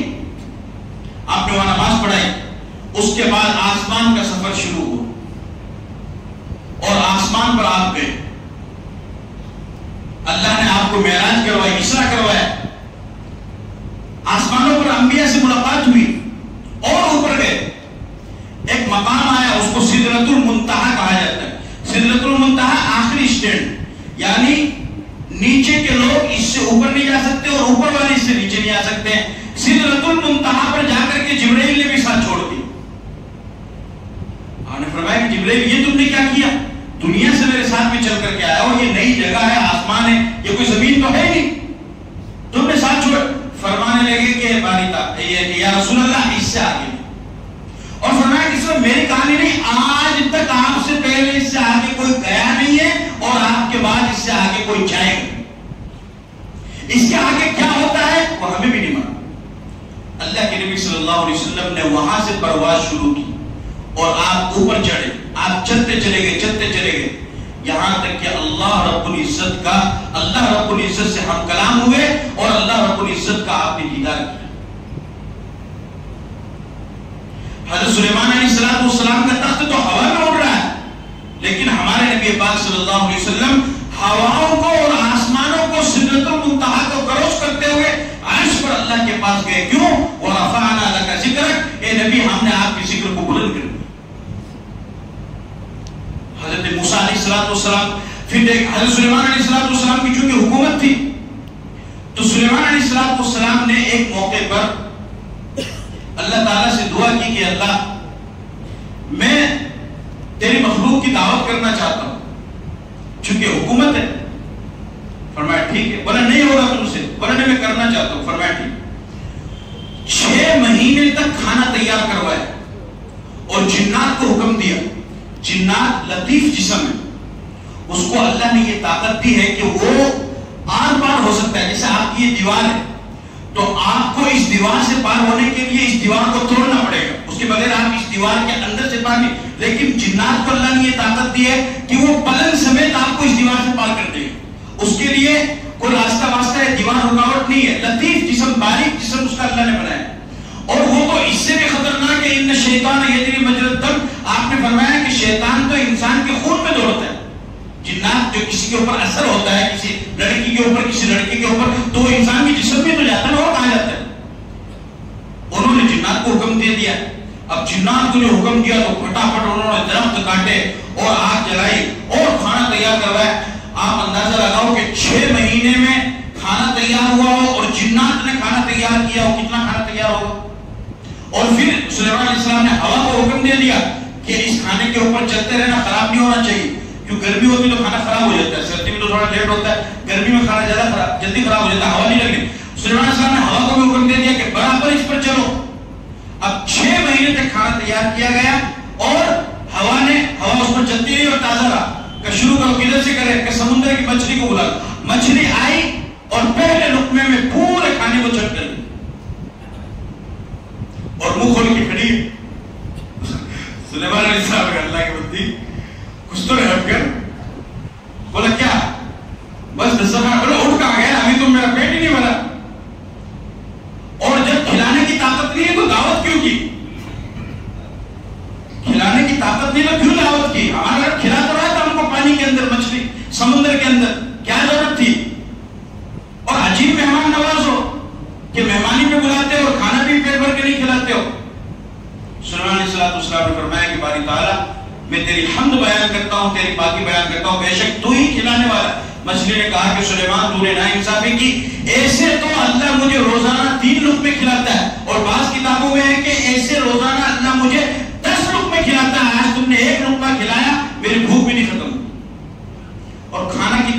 تیار کیا گیا تھا؟ 6 مہینے تک. اور تیار کس نے کیا؟ یہ نائی باورچیوں نے نہیں، دنیا والوں نے، جنات نے. فٹافٹ ان کا کام ہوتا ہے، فٹافٹ ان کا کام ہوتا ہے. انہوں نے اس لیے بیت المقدس کی تعمیر بھی سلیمان علیہ السلام نے ان سے کروائی. کیوں؟ لمبے تڑنگے خطرناک ہوتے ہیں تو پہاڑوں کو توڑنا، پتھروں کو کاٹنا، ان کے لیے کوئی کرین ورین جیسیبی کی ضرورت نہیں ہے. ان کے لیے تو ویسی طاقت اللہ نے ان کو اتنی دی، اس لیے ان سے بنوائی. اور ابھی بیت المقدس کی تعمیر پوری نہیں ہوئی کہ سلیمان علیہ السلام کی وفات بھی ہوگی. لیکن اللہ نے نظام ایسا بنایا اور اتنی خطرناک ان کے اللہ تعالیٰ نے ایسا روب اللہ تعالیٰ نے سلیمان علیہ السلام کو دیا کہ جب غصہ ہوتے تھے تو ان کے سر کے بال کھڑے ہو جاتے تھے، تو جنات تو خود کانپتے تھے. تو تعمیر مکمل نہیں ہوئی، اللہ نے لاٹھی پر یوں سہارا لگا کر کے کھڑے تھے. 1 سال تک اللہ نے یوں ہی سہارا لگا کر کے ان کو کھڑا رکھا. جنات کو پتہ بھی نہیں چلا. اور کسی جنات میں اتنی مجال، اتنی طاقت نہیں تھی کہ قریب جا کر دیکھ ملے کہ زندہ ہے یا ختم ہو گئے. پھر کیا ہوا کہ زمین میں سے دیمک نکلی. دیمک جانتے ہو نا، وہ لکڑی پہ لگتی ہے. اس نے نیچے سے ان کے عصا کو، لکڑی کو کھانا شروع کیا. پھر 1 سال کے بعد میں وہ عصا جب ہلکا ہوا، ڈھیلا ہوا، اس کو کھا لیا تو گرے. پھر اس کے بعد میں جنات کو پتا چلا، القینا علی کرسیہ جسدا ثم، اس کے بعد میں جنات کو پتا چلا کہ یہ تو ختم ہو گئے اور پہلے ختم ہو گئے. تو سلیمان علیہ السلام نے ان سے کام لیا. اب ایک مچھلی کی انہوں نے دعوت کی، یعنی پورے مخلوق کی دعوت کی اور ایک مچھلی کا پیٹ نہیں بھرا. دوسری طرف آپ آ جائیے، غزوہ خندق کا موقع ہے.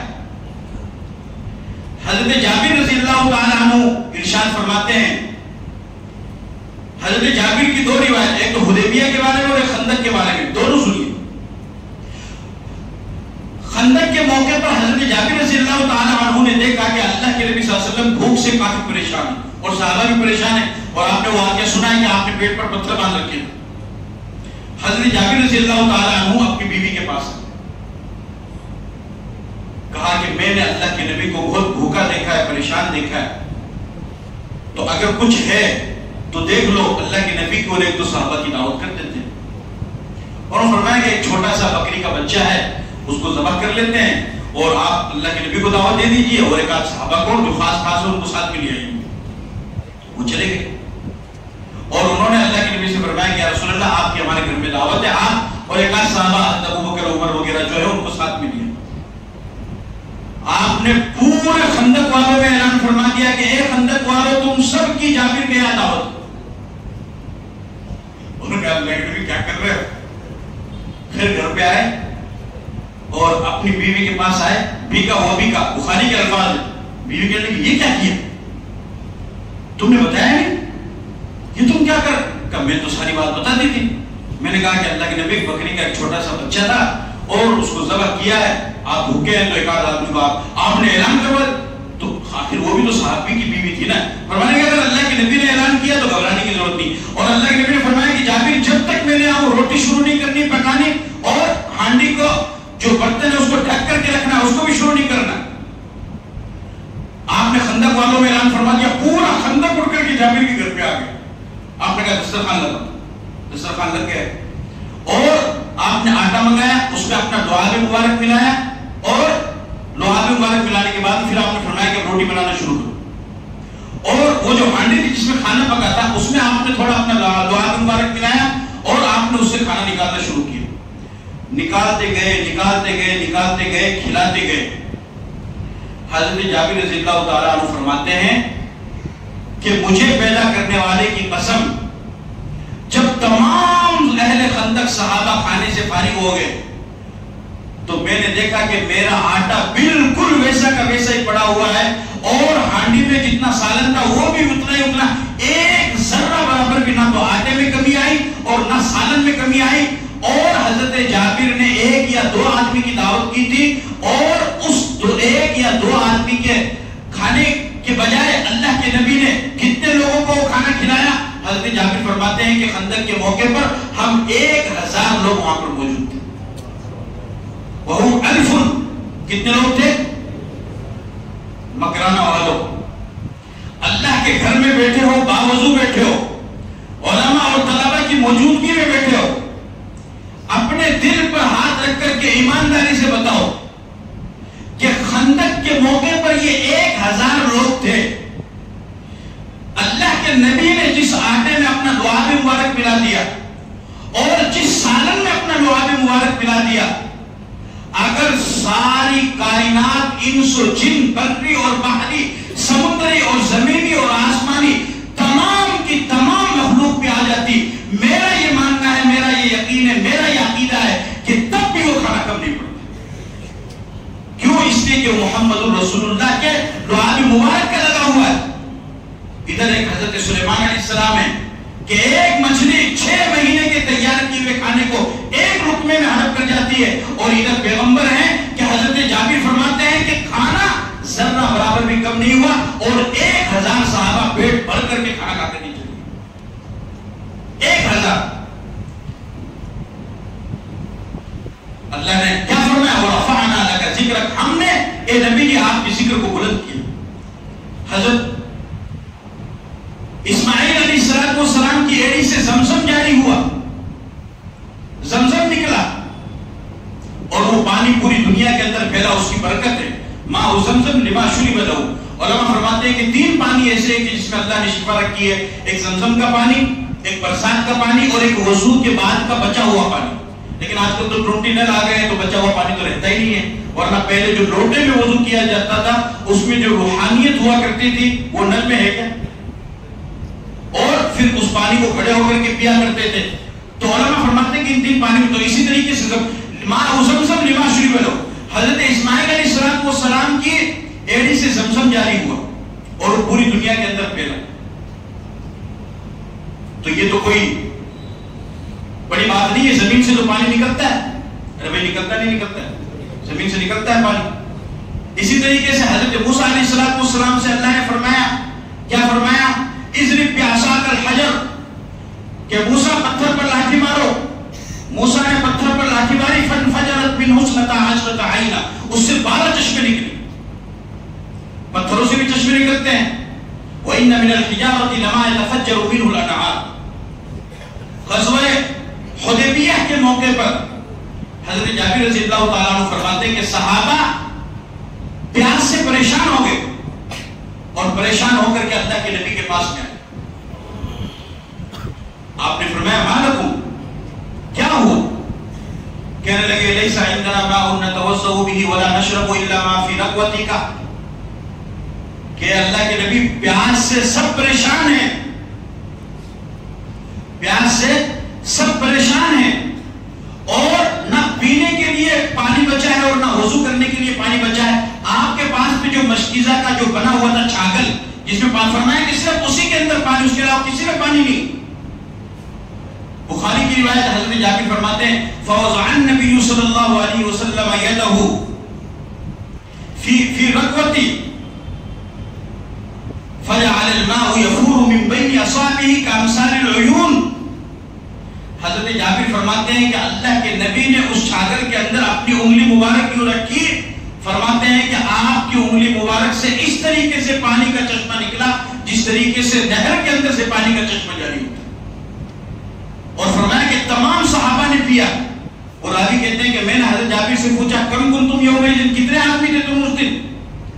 کہنے لگے لو کننا 100,000 لکفانا ولکن کننا 15,000۔ فرمانے لگے کہ اللہ کے نبی کی انگلی مبارک سے جو پانی جاری ہوا وہ پانی اتنا تھا کہ اگر ہم 1,00,000 آدمی بھی ہوتے تو ہم کافی ہو جاتے، لیکن حدیبیہ کے موقع پر ہم 1500 آدمی تھے، ہم سب نے پیٹ بھر کر کے پانی بھی پیا اور اس سے وضو بھی کیا۔ آپ کی انگلی مبارک سے اللہ تعالیٰ نے چشمے کو جاری فرمایا، انگلی مبارک سے۔ حضرت موسیٰ علیہ السلام اللہ تعالیٰ سے درخواست کر رہے کہ باری تعالیٰ میں آپ کا دیدار کرنا چاہتا ہوں، رب ارنی انظر الیک، کیونکہ وہ کلیم تھے، اللہ سے بات کیا کرتے تھے۔ آپ جانتے ہو کہ جب کسی سے بات ہوتی ہے تو بات ہوتے ہوتے پھر ایک وقت آتا ہے کہ دیدار کرنے کا من کرتا ہے، یا ویڈیو کال کرو، یا پھر فلاں جگہ آؤ، فلاں تاریخ میں آؤ، میں ملاقات کروں گا، میں آپ سے ملوں، بیٹھ کر کے بات کریں گے۔ موسیٰ علیہ السلام کلیم تھے، اللہ سے بات کیا کرتے تھے، ان کے بھی من میں یہ بات آ گئی، کہنے لگے رب ارنی انظر الیک، کہ اے اللہ میں آپ کو دیکھنا چاہتا ہوں۔ اللہ نے فرمایا لن ترانی، موسیٰ تم مجھے نہیں دیکھ سکتے، کیوں؟ اس لیے کہ دنیا کے اندر اللہ کا دیدار عقلاً تو ممکن ہے، شرعاً ممکن نہیں۔ عقلاً کیا چیز، کوئی دقت نہیں ہے، اللہ کا دیدار ہو سکتا ہے، اللہ کی چیزوں کا دیدار ہونا، بنائی ہوئی مخلوقات کا، لیکن شرعاً ممکن ہے، اس لیے کہ جب موسیٰ نہیں دیکھ سکے تو کون دیکھے؟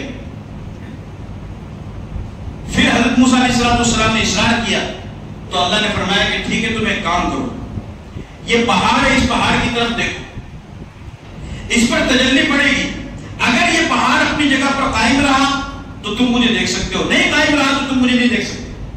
اب پہاڑ جو اتنا مضبوط ہوتا ہے، اللہ پاک نے اس کو کیل بنا کر کے زمین کے اوپر گاڑا، وَجَعَلْنَا الْجِبَالَ أَوْتَادًا، کیا بنا کر کے کہ زمین ہل رہی تھی، پانی کے اوپر ہے نا، تو زمین ہل رہی تھی تو اللہ نے کیل بنا کر کے اس کو گاڑا، اتنی سخت مضبوط چیز ہے پہاڑ۔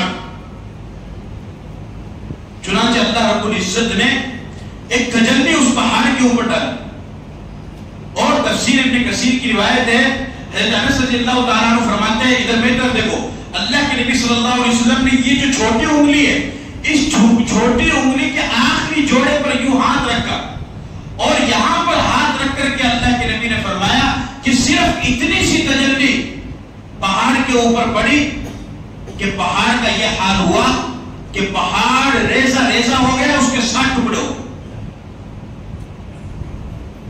وَلَكِنِ انظُرْ إِلَى الْجَبَلِ فَإِنِ اسْتَقَرَّ مَكَانَهُ فَسَوْفَ تَرَانِي فَلَمَّا تَجَلَّى رَبُّهُ لِلْجَبَلِ جَعَلَهُ دَكًّا وَخَرَّ مُوسَىٰ صَعِقًا، پہاڑ ریزہ ریزہ ہو گیا، اس کے 60 ٹکڑے ہوئے، اور موسیٰ علیہ السلام وہیں پر بے ہوش ہوئے۔ جب ہوش آیا، سبحانک تبت الیک وانا من المؤمنین، اے اللہ تیری ذات پاک ہے، تیرا دیدار نہیں ہو سکتا۔ ایک یہ موسیٰ علیہ السلام ہے کہ جن کے اوپر اللہ کے نور کی ایک ہلکی سی تجلی پڑی، ان پر نہیں بلکہ پہاڑ پر پڑی، اس پہاڑ، وہ پہاڑ بھی برداشت نہیں کر سکا اللہ کی اس تجلی کو، اور حضرت موسیٰ علیہ السلام بے ہوش ہو گئے۔ دوسری طرف ہمارے نبی پاک صلی اللہ علیہ وسلم ہے کہ آپ معراج کی رات میں عرش کے اوپر جاتے ہیں، اور حدیث کے اندر آتا ہے، صحابہ کرام فرماتے ہیں، اللہ کے نبی نے ارشاد فرمایا، مسلم شریف کی روایت ہے، رأیت النور العظم، میں نے سب سے بڑے نور کو دیکھا ہے۔ علماء فرماتے ہیں کہ نور اعظم سے مراد اللہ کی ذات۔ ایک جگہ آپ نے فرمایا، رأیت ربی عز و جل، میں نے اپنے رب کا دیدار کیا ہے۔ کیسی شان اور کیسا مقام اللہ رب العزت نے اپنے نبی کو عطا فرمایا۔ یہ چند مثالیں میں نے آپ کے سامنے رکھی ہے، آپ اس سے اندازہ لگا سکتے ہیں۔ عیسیٰ علیہ السلام مردوں کو زندہ کر رہے ہیں، اللہ کے نبی درختوں اور پتھروں سے کلمہ پڑھواتے ہیں۔ حضرت علی رضی اللہ تعالیٰ عنہ فرماتے ہیں کہ ہم مکہ کی ایک وادی سے گزرے تو درختوں اور پتھروں کے درمیان میں سے ہمارا گزر ہو رہا تھا۔ حضرت علی رضی اللہ تعالیٰ عنہ فرماتے ہیں کہ خدا کی قسم، ہم جس پتھر اور درخت کے پاس سے گزر رہے تھے، اللہ کے نبی ہمارے ساتھ میں تھے، ہر درخت اور پتھر پکار کر کے کہہ رہا تھا، السلام علیکم یا رسول اللہ، اے اللہ کے رسول، آپ پر سلامتی ہو۔ آپ مکرانہ شہر میں رہنے والے لوگ ہیں، آپ کے یہاں بھی تو پتھر مشہور ہے۔ حدیث کے اندر آتا ہے، نبی پاک صلی اللہ علیہ وسلم نے ارشاد فرمایا، انی لأعرف حجرا بمکہ یسلم علی قبل ان ابعث انی لأعرفه الان۔ آپ نے فرمایا کہ میں مکے میں اس پتھر کو ابھی بھی پہچانتا ہوں کہ جو مجھے نبوت ملنے سے پہلے جب میں اس کے پاس سے گزرتا تھا تو وہ پتھر پکار کر کے مجھے کہتا تھا، السلام علیکم یا رسول اللہ، اے اللہ کے رسول، آپ پر سلامتی ہو۔ پتھر آپ پر سلامتی بھیج رہے ہیں، پتھر آپ کا کلمہ پڑھ رہے ہیں۔ اتنے بڑے شان والا اور اتنی بڑی عظمت والا، اتنے بڑے مقام والا، اتنی بڑی رفعت والا اور اتنی بڑی بلندی والا نبی اللہ نے ہم کو عطا فرمایا ہے۔ اس سے بڑی خوش نصیبی ہماری اور کیا ہو سکتی ہے کہ اللہ کے خزانے میں ایک ہی چیز تھی، ایک ہی ہیرا تھا، ایک ہی موتی جو انمول تھا، اللہ رب العزت نے اس خزانے کو اٹھا کر کے ہمارے حصے میں ڈال دیا اور ہم گنہگاروں کو اس کے حصے میں ڈال دیا۔ کتنی بڑی خوش نصیبی کی بات ہے۔ اس لیے نبی کے ذکر کو سننا، نبی کی تعلیمات کو جاننا، نبی کی تعلیمات کو سیکھنا، نبی کی تعلیمات کو پڑھنا اور اس پر عمل کرنا ہم سب کے لیے ضروری ہو جاتا ہے۔ اب میں اپنی بات اخیر کی طرف لے کر کے جا رہا ہوں چونکہ وقت ہو چکا ہے، کہ ایک بات یہ یاد رکھو کہ اللہ کے نبی صلی اللہ علیہ وسلم آخری نبی، آپ کے اوپر اللہ تعالیٰ نے نبوت کو ختم فرما دیا، یعنی ختم نبوت کا عقیدہ اپنے دل کے اندر بسا لو اور بٹھا لو۔ نوجوانوں غور سے سنو، ختم نبوت کا عقیدہ، ختم نبوت سے کیا مراد؟ ختم نبوت کسے کہتے ہیں؟ اللہ رب العزت نے آدم علیہ السلام سے نبوت کا سلسلہ چلایا، چلتا رہا، آدم آئے، نوح آئے، ابراہیم آئے، موسیٰ آئے، وغیرہ وغیرہ، 25-26 کا ذکر تو اللہ نے قرآن میں کیا، باقی کا حدیث میں آیا، اور بہت سارے ایسے ہیں کہ اللہ نے ان کا خود ذکر نہیں کیا، لم نقصصہم علیک، بہت سے پیغمبروں کا آپ نے آپ کے سامنے ذکر ہی نہیں کیا، ان کا قصہ آپ نے آپ کو بتلایا نہیں، لیکن میرا جتنے بھی نبی آئے اللہ رب العزت نے آدم علیہ السلام سے نبوت کا جو سلسلہ چلایا، تو اس نبوت کے سلسلے کو چلاتے چلاتے بڑھاتے محمد رسول اللہ صلی اللہ علیہ وسلم پر اس نبوت کے سلسلے کو بند کر دیا. یعنی جو اللہ نے نبی بنانا شروع کیا وہ نبی اللہ بناتا گیا اور نبی اپنے اپنے وقت پر آتے گئے. آخر میں اللہ نے محمد رسول اللہ کو نبی بنا کر اور پورے عالم کی طرف نبی بنا کر کے مبعوث فرما دیا. اب آپ کے بعد میں قیامت تک کوئی نبی نہیں آئے. اس کو کہتے ہیں ختم نبوت. لا الہ الا اللہ محمد رسول اللہ. تو کلمے کی یہ جو دو جز ہیں ان میں سے پہلا جز لا الہ الا اللہ یہ تو ہمیشہ سے ایک رہا ہے, آدم علیہ السلام کے زمانے سے ایک رہا ہے, لیکن اس کا جو اگلا جز ہے وہ بدلتا رہا ہے. لا الہ الا اللہ آدم صفی اللہ, لا الہ الا اللہ نوح نجی اللہ, لا الہ الا اللہ ابراہیم خلیل اللہ, لا الہ الا اللہ موسیٰ کریم اللہ, لا الہ الا اللہ عیسیٰ روح اللہ. پھر آخر میں آیا لا الہ الا اللہ محمد رسول اللہ. اب قیامت تک یہی محمد رسول اللہ رہے گا. لہذا جس کسی کو کامیابی چاہیے, جس کسی کو اللہ کی رضا چاہیے, جس کسی کو آخرت کی کامیابی چاہیے, جس کسی کو جنت چاہیے, جس کسی کو نبی کی سفارش چاہیے, اس کو لا الہ الا اللہ کے ساتھ محمد رسول اللہ کو ماننا پڑے گا. اس سے پہلے والوں پر ایمان تو لائے لیکن ان کو ماننا نہیں, ان کی اتباع نہیں کرنی ہے, ان کی شریعت کو فالو نہیں کرنا ہے. اور محمد رسول اللہ کے بعد قیامت تک کوئی بھی کلمہ اس کے ساتھ میں نہیں جڑے گا. محمد رسول اللہ کے بعد جو کوئی بھی نبوت کا دعویٰ کرے گا وہ جھوٹا ہوگا, کذاب ہوگا, ملعون اور مردود ہوگا. سمجھ گئے ختم نبوت کا مطلب؟ نوجوان سمجھے نہیں سمجھے؟ یعنی اللہ کے نبی صلی اللہ علیہ وسلم آخری نبی ہے. آپ کے بعد میں کوئی بھی نیا نبی, بولو بھائی, کوئی بھی نیا نبی. اور اگر آپ میرے ایک جملے کو یاد نہ کرو تو میں سمجھ جاؤں گا کہ میرے آنے کا مقصد بھی حاصل ہو گیا, اور ہمارے حضرت مولانا سلیم صاحب اور دیگر علماء نے مل کر کے یہ جو عظیم الشان پروگرام منعقد کیا ہے, میں سمجھوں گا کہ میرا پروگرام بھی کامیاب ہو گیا. کہ ہر مسلمان اپنی زبان پر یہ وقت یہ بات ہمیشہ جاری رکھے اور اس عربی جملے کو یاد کر لے, لا نبی بعدی. لا نبی, لا علی زبر لا, نون زبر نا, لا نا, بایا زیر بھی, لا نبی یا زبر یا, لا نبی یا, بائی زبر با, دالیا زیر دی, کیا ہوا؟ لا نبی یا بعدی. لا نبی یا اپنی زبان سے, یہ تو مدرسے کے طالب علم ہے, آپ بولو لا نبی یا, یوں اشارہ کر کے بولو لا نبی یا, لا نبی یا. میرے نبی محمد رسول اللہ کے بعد کوئی دوسرا نیا نبی, اور جو کوئی نبوت کا دعویٰ کرے گا چاہے وہ کتنے ہی کرامت دکھلائے اور کتنے ہی زمین و آسمان کی قلابیں ملائے اور کتنے ہی کرامتیں دکھلائے, کچھ بھی کر لے, تب بھی اس کو نبی ماننا ہے. سب سے بڑی کرامت جو دکھلائے گا وہ تو دجال دکھلائے گا. دجال سے بڑی کرامت تو کوئی دکھائی نہیں سکتا ہے. دجال کے بارے میں تو آپ نے فرمایا کہ ہر نبی نے اپنی قوم کو دجال کے بارے میں ڈرایا. میں بھی تمہیں ڈراتا ہوں. دجال کو اللہ ایسی طاقت دے گا کہ زمین کو کہے گا غلہ ہوگا, آسمان کو کہے گا بارش برسا, زمین سے غلہ نکلے گا, آسمان سے بارش برسے گی.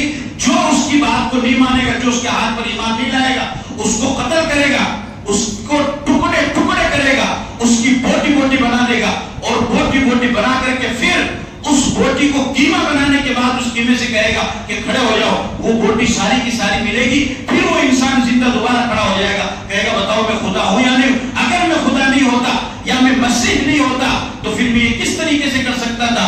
تو بہت سارے لوگ اس کے ہاتھ پر کلمہ پڑھیں گے اور وہ گمراہ ہوں گے, اور وہ اس امت کا سب سے بڑا فتنہ ہوگا.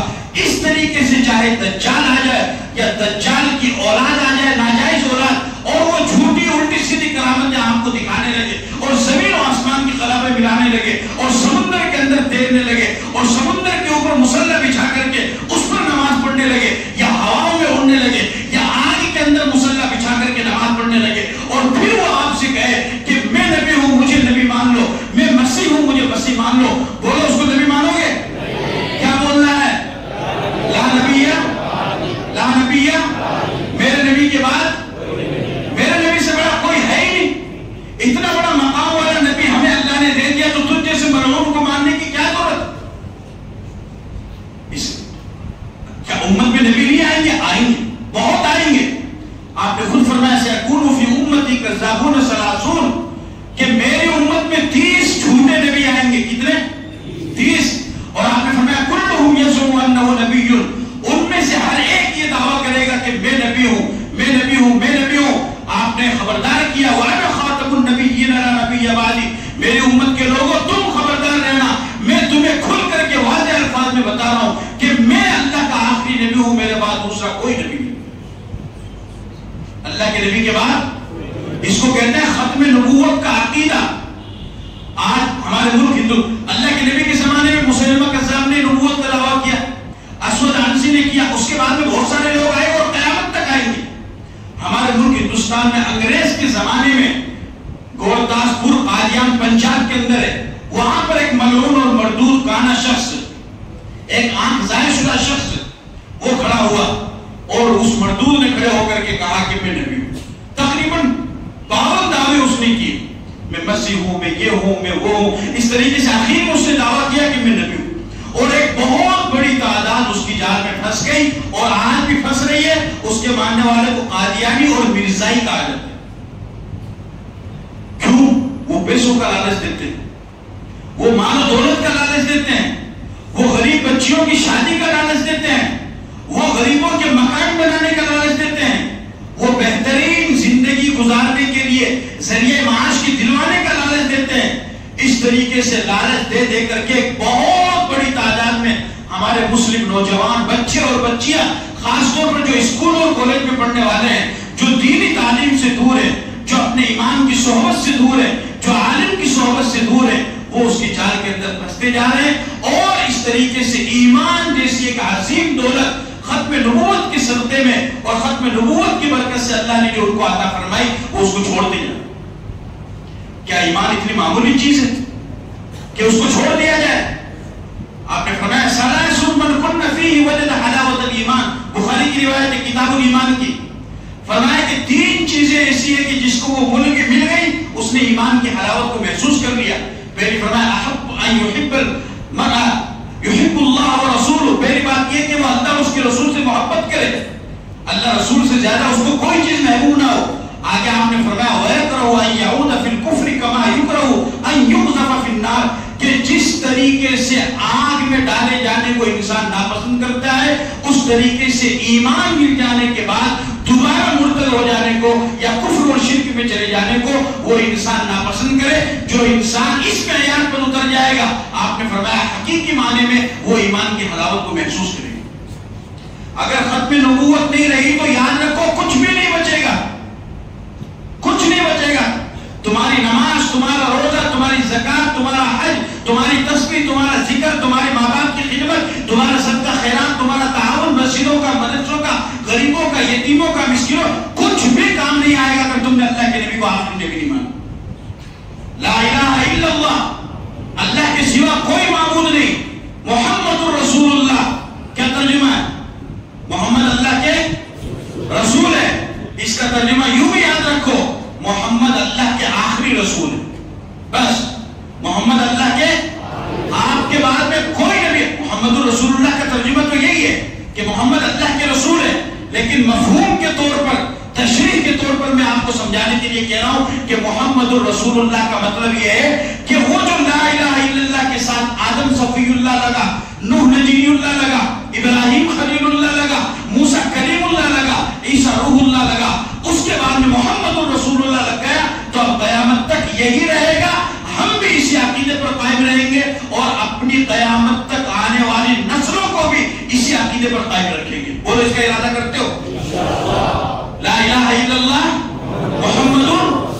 محمد اللہ کے رسول ہے.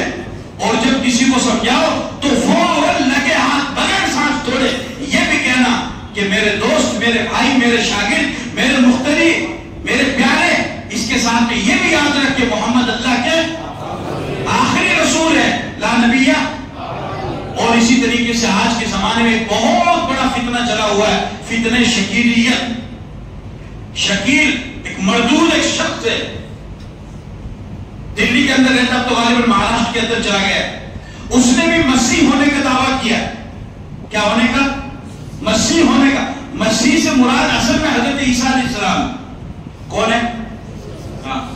کیا کون ہے؟ عیسیٰ علیہ السلام. عیسیٰ علیہ السلام کو اللہ نے زندہ آسمان پر اٹھا لیا اور قیامت سے پہلے اللہ پاک عیسیٰ علیہ السلام کو دوبارہ دنیا کے اندر بھیجیں گے، لیکن وہ نبی کے امتی بن کر کے آئیں گے. نبی بن کر کے.